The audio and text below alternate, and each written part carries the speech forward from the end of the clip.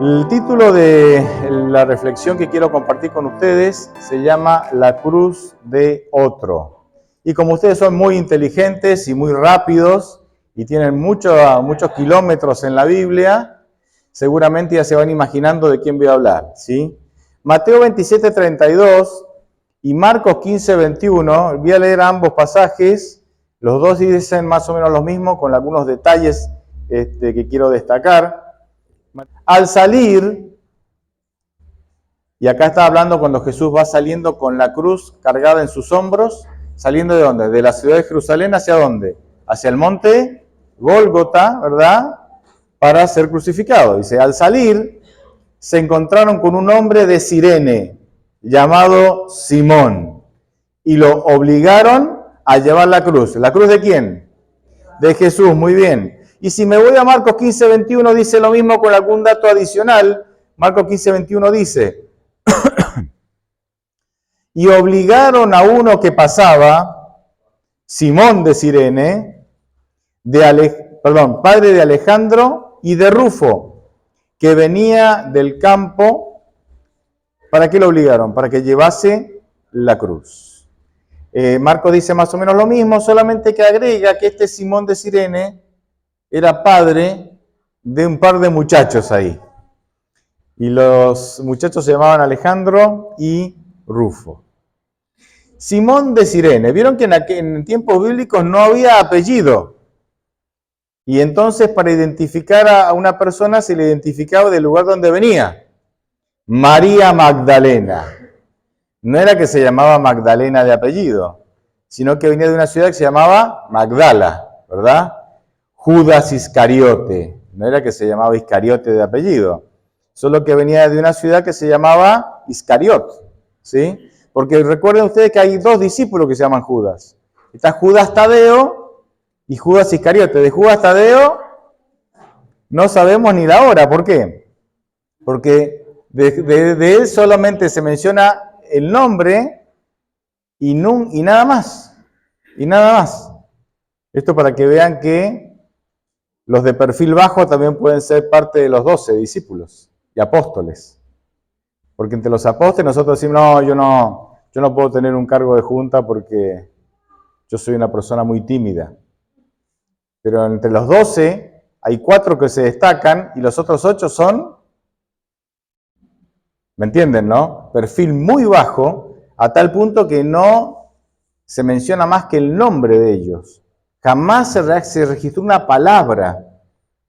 O sea que en los 12 apóstoles hay más de perfil bajo que los de Pedro, ¿no? Que personas como Pedro. Simón de Cirene. Cirene era una ciudad al norte de África, ¿sí? Hoy ya no se llama más Cirene. Es una ciudad que está cerca de Libia, actualmente la ciudad de Libia, al norte de África. Algunos dicen que posiblemente este muchacho era de piel negra, aunque eso es solo una especulación. Sí sabemos que en Cirene, en esa ciudad, había una colonia muy grande de judíos, ¿sí? Y de hecho, valga la redundancia, en Hechos 6, versículo 9, nos encontramos que había una sinagoga donde se juntaban los cireneos, es decir, los que venían de Cirene, y otros extranjeros, ¿no? ¿Por qué Marcos hace referencia a Alejandro y Rufo? Porque lo que se cree es que Alejandro y Rufo, cuando Marcos escribe el Evangelio, Alejandro y Rufo eran jóvenes conocidos dentro de la iglesia. Entonces cuando Marcos va a escribir el Evangelio, dice, y Jesús salió con la cruz y no pudo llevarla más. Y entonces cayó con la cruz encima de él. Y justo pasó, ¿quién pasó? Simón. ¿Qué Simón? El papá de Rufo y Alejandro. Acá. ¿Me entienden? Eran conocidos, por eso, y como eran conocidos, Marcos los menciona sin dar una explicación, ¿sí? Es como si yo dijera, Jairo, el anciano. No tengo que andar explicando quién es Jairo el anciano. ¿Por qué? Porque todos lo conocen. Bien, estos son solamente algunos datos. En el libro de Romanos encontramos que Pablo menciona a Rufo, no sabemos si es el mismo, pero con esto quería hacer la introducción, ¿sí? Porque la clave del mensaje de hoy, por lo menos esa es la intención, es analizar la vida, no la vida, ¿qué voy a analizar la vida en tan poco tiempo? Es analizar un aspecto, un hecho, la reacción, la actitud que tuvieron 4 hombres frente a este hecho que leímos, frente a la cruz que Jesús no pudo cargar, porque estaba cansado, agotado, maltratado, hambriento, sin dormir desde el jueves. Entonces, estos 4 hombres tuvieron actitudes diferentes y posiblemente nosotros nos identifiquemos con alguno de ellos. Obviamente el gran protagonista de este drama de la cruz, ¿quién es? Jesús, que mediante su vida, su ministerio en vida y su muerte en la cruz, nosotros hoy tenemos la posibilidad, la oferta de salvación. Pero hay 4, si Jesús fue el protagonista de este drama, hay como 4 actores de reparto. ¿Saben lo que son los actores de reparto? Son esos actores que no son los protagonistas de la película, pero que son actores que son parte del staff, ¿verdad? Son parte de los personajes que actúan en la película. Y de estos 4 actores de reparto, el primero que voy a mencionar es Judas. Judas Iscariote, el que traicionó a Jesús. ¿Sí? Judas Iscariote. Bien, miren, si bien nuestros pecados fueron lo que provocaron que Jesús fuera a la cruz, porque es así, Jesús fue a la cruz, ¿por qué? Por mis pecados. Si bien nuestros pecados provocaron que Jesús fuera a la cruz, Judas, o la ambición de Judas, hizo que él se convirtiera en el instrumento a través del cual se hiciera realidad eso. Porque habían algunas piezas que no se podían unir para poder hacer que Jesús finalmente muriera en nuestro lugar. Por un lado, estaban los líderes religiosos que lo querían matar a Jesús, ¿o no? Jesús mismo en Juan 8 dice, ustedes son hijos del diablo y vuestro padre es homicida, y como vuestro padre es homicida, ustedes también son homicidas. Porque ustedes me quieren, ¿qué? Matar a mí, dice. O sea, los dirigentes religiosos querían matar a Jesús. Y por otro lado estaba Judas, que por algunos motivos que ahora no voy a mencionar, por una cuestión de ambición y algunas otras cosas más, termina facilitando, siendo el eslabón que hace que logre, a través del cual lograron que el odio de los líderes religiosos se concretara en el arresto de Jesús para luego ser crucificado. Así es que Judas, de alguna manera, hizo realidad los deseos o los anhelos de asesinar a Jesús que tenían los líderes religiosos.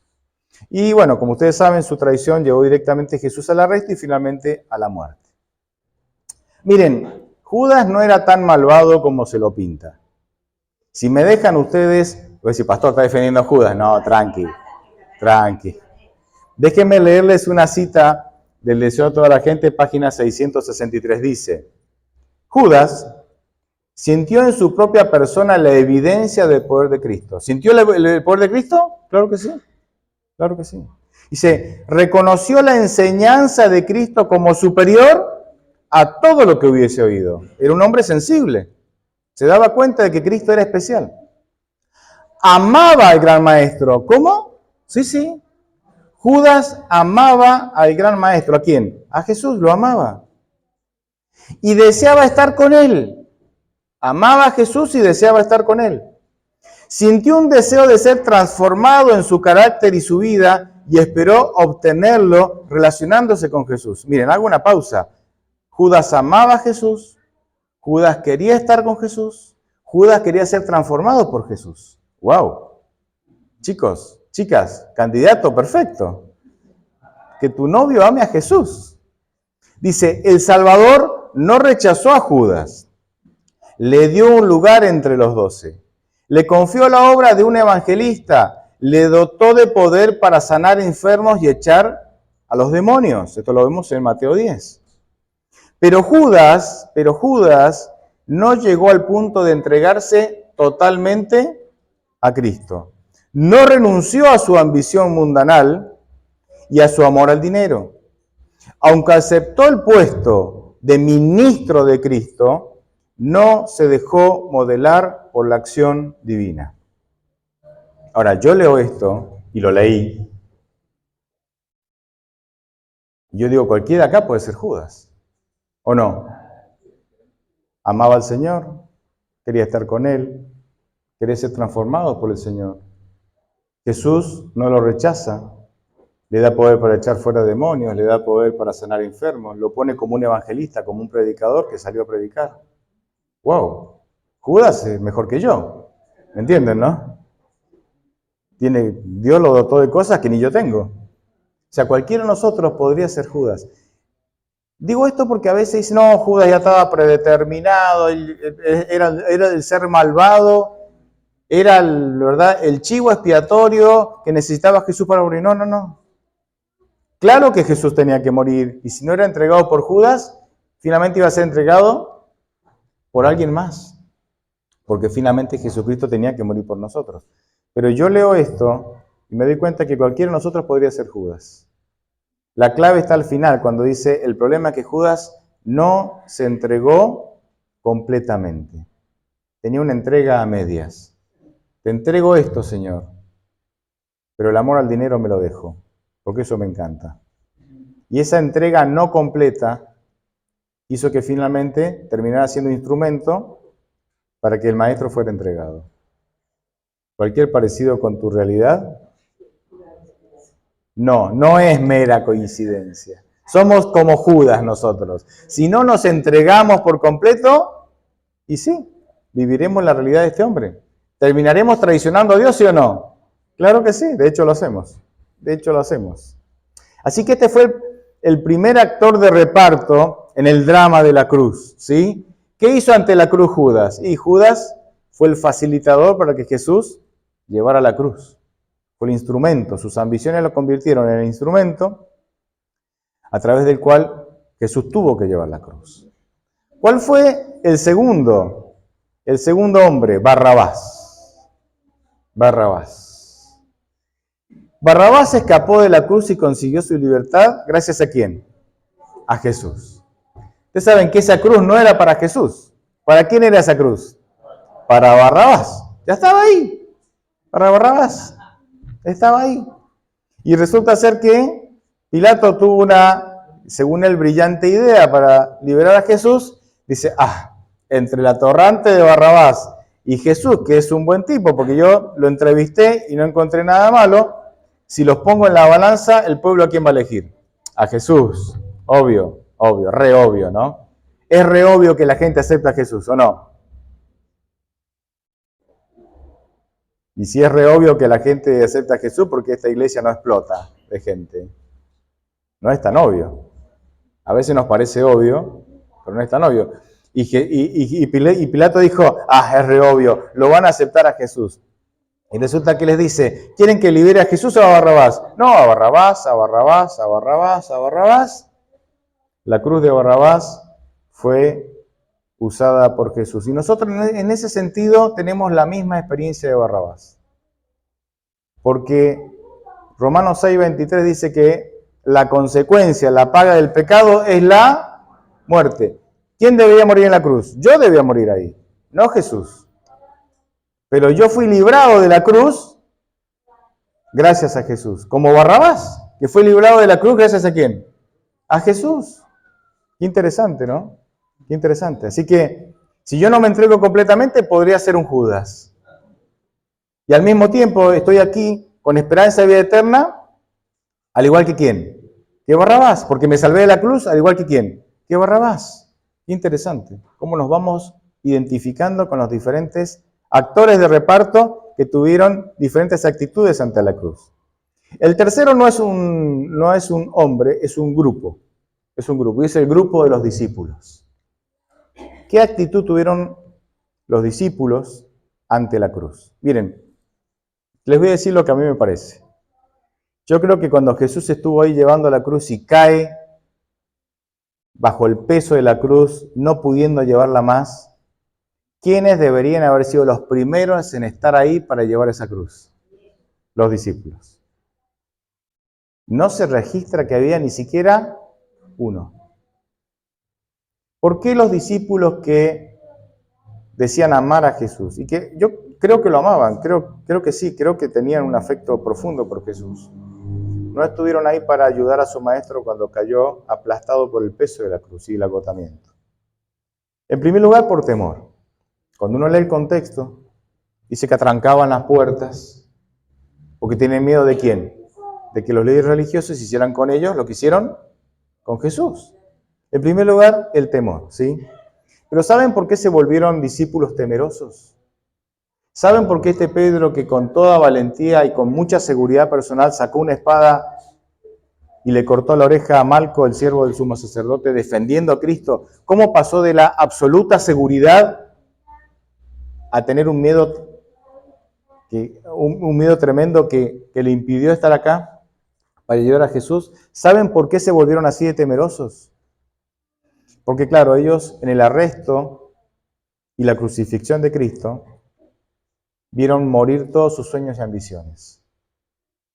Porque ellos pensaban que el reino de Dios no era un reino espiritual, sino que era un reino terrenal. Y entonces su seguridad no estaba en su relación con Cristo, su seguridad estaba en ese reino terrenal que iban a recibir y que ya se estaba gestando según ellos.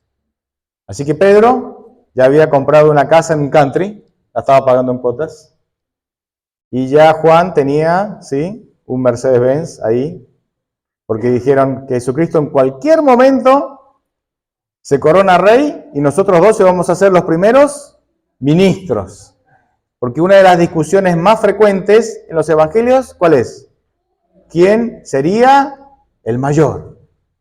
A ver, ¿quién va a ser el primer ministro? ¿Quién va a ser? Los ministros inferiores. Siempre, y esa discusión, miren, hasta en el momento de la cena del Señor, que fue horas antes del arresto, todavía seguían discutiendo quién de ellos había de ser el mayor. Y fruto de esa discusión, Jesucristo es el que se levanta y les lava ¿qué? Los pies. Y diciéndoles, si yo soy el maestro y les lavo los pies, ustedes entonces, con más razón, tienen que seguir mi ejemplo. Así que ellos habían cifrado sus esperanzas y su seguridad personal radicaba en eso. Vamos a hacer, falta muy poco para que seamos los próximos líderes de este nuevo gobierno que Dios va a instaurar.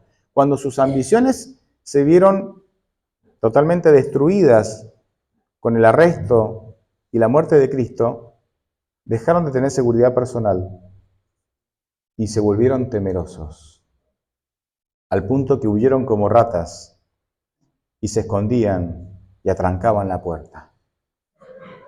Claro, porque depende de dónde pongas vos tus esperanzas, depende de la seguridad que vas a tener. Si tus esperanzas están en tus sueños, en tus anhelos, el día que tus sueños y tus anhelos no se cumplan, o el día que se cumplan y no obtengas de ellos lo que vos esperabas tener, ¿dónde se va tu seguridad? El día si tu seguridad está basada en posesiones, el día que no las tengas más, o el día que no obtengas de las posesiones la paz que vos querías obtener, ¿qué va a pasar con tu seguridad? La seguridad tiene que estar, nuestra seguridad personal tiene que estar anclada ¿en quién? En la presencia de Dios de mi vida. Porque la presencia me da estabilidad. Hoy estoy mal, allá, mal es abajo, ¿no? Bien, yo puedo tener un ánimo variable, pero cuando me anclo a Jesús, me aferro a Jesús, entonces Jesús me estabiliza. Jesús es un estabilizador en ese sentido, ¿sí? Que te baja cuando estás arriba, baja, la vida no es siempre arriba, y te sube cuando estás abajo, tranquilo, la vida no es siempre un pozo. Ahí está Jesús. Mi seguridad tiene que estar en Jesús. Como los discípulos no habían hecho de Jesús su seguridad, entonces, y habían hecho de su seguridad sus ambiciones, cuando sus ambiciones se vieron frustradas por el arresto y la muerte de Jesús, se volvieron temerosos y no estuvieron ahí para ayudar a Jesús a llevar la cruz. ¿Y cuál es el cuarto? ¿Cuál es el cuarto actor de reparto en este drama de la cruz? Lo leímos en el pasaje con el cual arrancamos este tema. Simón de Cirene. Simón de Cirene. ¿Qué decir de Simón de Cirene? Hay solo un versículo que habla de Simón de Cirene. Pero vieron que Dios tiene la capacidad en la Biblia de decir mucho en poco espacio, ¿no? La Biblia es un libro, no tiene muchas páginas, pero el contenido que tiene es infinito. ¿Por qué? ¿Por qué la Biblia tiene esa capacidad? Porque fue inspirada, ¿por quién? Por Dios, por Dios. Así que de este Simón de Cirene dice que fue obligado a llevar la cruz. Ambos versículos que leímos, dice, fue obligado a llevar la cruz. ¿Qué quiere decir esto? ¿Él quería o no quería llevar la cruz? De ninguna manera. Es más, Marcos dice que él pasaba por ahí. Venía del campo, dice. O sea, mientras todos salían de la ciudad en procesión con los que iban a ser crucificados, él no estaba en esa procesión. Él ni sabía lo que pasaba. Él venía de afuera, él quería entrar, venía del campo. Y lo obligaron. ¿Qué quiere decir que lo obligaron? Obviamente, él no quería ser relacionado con ese criminal. Entonces, como no quería ser, porque Jesús era crucificado como ¿qué? Como un criminal. Como él no quería ser relacionado con ese criminal, no quería saber nada. De hecho, nadie quería saber nada. Nadie quería saber nada. Ni siquiera sus discípulos, ¿verdad? Así es que lo obligaron. Ahora, ¿por qué lo obligaron a él? ¿Por qué lo obligaron a él? Porque él era no judío. Algunos piensan que él no era judío. Otros piensan que sí, que puede haber sido judío y vivía, ¿verdad?, allá en Cirene. Pero algunos piensan que él fue extranjero.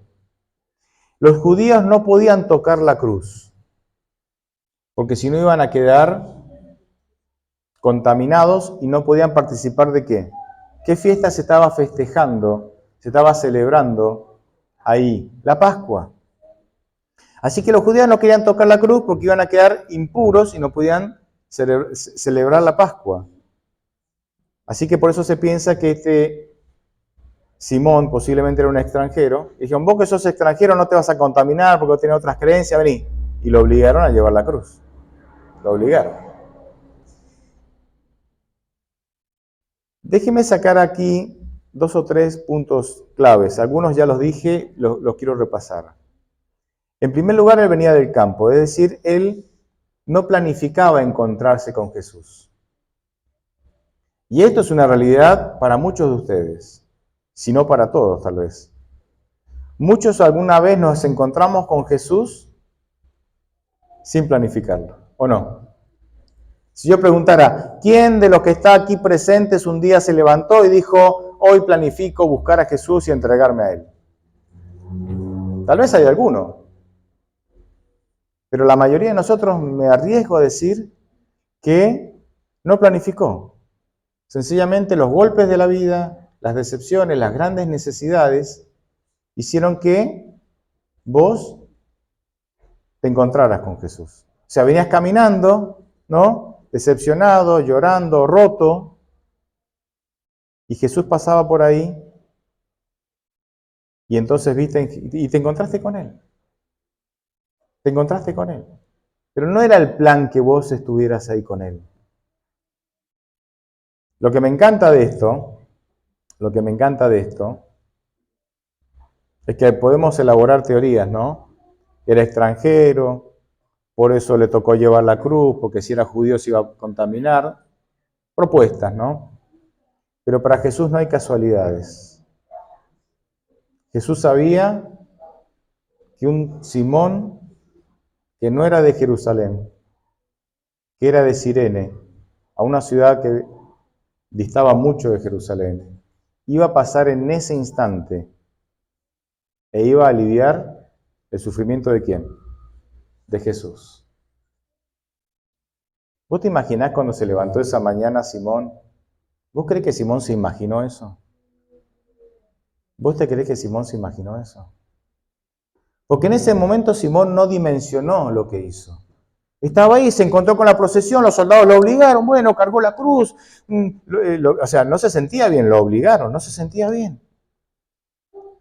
Él no dimensionó lo que estaba haciendo. Pero con el tiempo con el tiempo fue descubriendo al Mesías ahí. A tal punto que parece, como dije más hace un rato, que Alejandro y Rufo eran hijos de Simón y eran conocidos dentro del mundo cristiano. Y el tercer punto que quiero destacar, ¿sí?, es que Simón fue uno de un grupo muy reducido que parece que logró ver a Jesús de la peor manera. Logró reconocer que Jesús era el Mesías de la peor manera. ¿Quién fue el otro? El ladrón en la cruz. Estaba clavado Jesús ahí. Clavado al medio, o sea que era el peor de los tres criminales, ¿no? Azotado, insultado, escupido, ultrajado. Nadie daba 2 pesos por Jesús. Y el ladrón lo vio y dijo, este es el Mesías. Hay que tener fe para ver en ese hombre despreciado por todos, condenado a muerte al Mesías. Yo creo que Simón está dentro de este grupo. Simón está dentro de este grupo. Elena de White escribe, la cita es larga, voy a leer solamente un poco. Dice, resultó una bendición para Simón llevar la cruz al Calvario y desde entonces estuvo siempre agradecido por esta providencia. ¿La buscó? No. ¿La deseó? No, lo obligaron. Pero dice, estuvo siempre agradecido por esta providencia. Ella le indujo a tomar, o sea, la cruz le indujo a tomar sobre sí la cruz de Cristo por su propia voluntad y estar siempre alegremente bajo su carga. Siempre alegremente bajo su carga. Todo esto impactó tanto la vida de Simón, que cuando entra a Jerusalén, me imagino yo, empezó a preguntar, ¿qué pasó? ¿Quién es este Jesús que me hicieron llevar la cruz? ¿Qué pasó? Y empezaron a contar. Y él entonces entiende quién es Jesús, acepta a Jesús como el Mesías, y a partir de ahí dice, él empezó a llevar su cruz. ¿Se acuerdan que Jesús dijo en Mateo 16, 24, el que quiera ser mi discípulo, niéguese a sí mismo, tome su cruz y sígame. Y él entonces decidió tomar esa cruz. Es una foto que fue encontrada, no es una foto, sí, yo traje una foto, pero en 1857 los arqueólogos estaban excavando, ¿sí?, algunos lugares en Roma y encontraron en el Monte Palatino un edificio, o lo que quedaba de un edificio. Así que fueron excavando, descubriendo el edificio que había ahí. El edificio data entre el año 85 y 95 después de Cristo. O sea, en tiempos donde los apóstoles o algunos estaban todavía vivos. Y fue en tiempos de el emperador romano Domiciano. Domiciano fue un gran perseguidor de los cristianos. ¿Saben qué se encontró ahí? Se encontró lo que hoy, en criollo diríamos, el primer graffiti. ¿Qué es un graffiti? Vieron que los chicos, ¿no? O no tan chicos, dibujan algo, ¿sí?, que puede ser un dibujo o un mensaje en la pared. Se cree que este es el primer graffiti cristiano que existió, por lo menos que se ha encontrado. El graffiti dice lo siguiente, les cuento, tiene una imagen y una leyenda, ¿sí?, en palabras. La imagen es a Jesús crucificado con cabeza de asno, con cabeza de burro. ¿Sí? Jesús crucificado con cabeza de burro. Abajo, a los pies de la cruz, hay la figura de alguien, de un ser humano, como que está ahí contemplando la cruz. Y el mensaje es, alexámenos, adorando a su Dios. Es decir, el que estaba en la cruz, el que está parado al pie de la cruz, es un tal Alexámenos, de nombre, que está adorando a quién, dice, a su Dios. ¿Y cómo está representado su Dios? Crucificado con cabeza de burro. ¿Eso era un graffiti para exaltar a Jesús o para burlarse de Jesús? Para burlarse de Jesús. ¿Por qué? Porque no crean que el mensaje de la cruz fue un mensaje popular. Lo increíble, nosotros no nos damos cuenta de esto. Lo increíble es que la iglesia que nace a partir de la muerte de Cristo es una iglesia perseguida, es una iglesia totalmente impopular, tiene un mensaje totalmente impopular, totalmente impopular. Y sin embargo crecía por cientos por día. Cientos de personas de manera diaria se unían a esa iglesia que tenía un mensaje totalmente impopular. ¿No notan un contraste importante con nuestra realidad hoy? Intentamos hacer de todo para caerle bien a la gente y la gente entonces se une a la iglesia. Cuando en ese momento era... ¿Por qué una iglesia con un mensaje absolutamente impopular sumaba miembros de a miles? Porque el Espíritu Santo vivía en esa iglesia. La clave de crecimiento no es la popularidad del mensaje. La clave de crecimiento es una vida consagrada que permita que el Espíritu Santo viva en nuestra mente, en nuestro interior. 1 Corintios 6, 19. ¿Ustedes son templos de quién? Del Espíritu Santo. Y tan impopular era esto que 1 Corintios 1, 18 dice que para los judíos la cruz era una piedra de tropiezo. Era un tropezadero. Era una cosa inaceptable. ¿Por qué era inaceptable? Porque Deuteronomio 21 y Gálatas 3 decía que los que morían en una cruz eran malditos. Entonces, para el judío decía, ¿cómo puede ser que el Mesías muera maldito colgado de una cruz? Es imposible. Y no lo aceptaban. Y no solamente no lo aceptaban, sino que perseguían a aquellos que predicaban ese mensaje.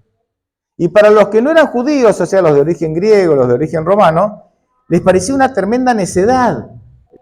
Porque les decía, ¿cómo un Mesías va a morir en la cruz? Para ellos, la cruz era símbolo de fracaso. Un Mesías no puede ser un fracasado que anda muriendo en cruces por ahí. Así que les parecía una locura. ¿Me entienden? El mensaje de Cristo en la cruz no era popular ni para los judíos, ni era popular para los no judíos, los romanos o los griegos.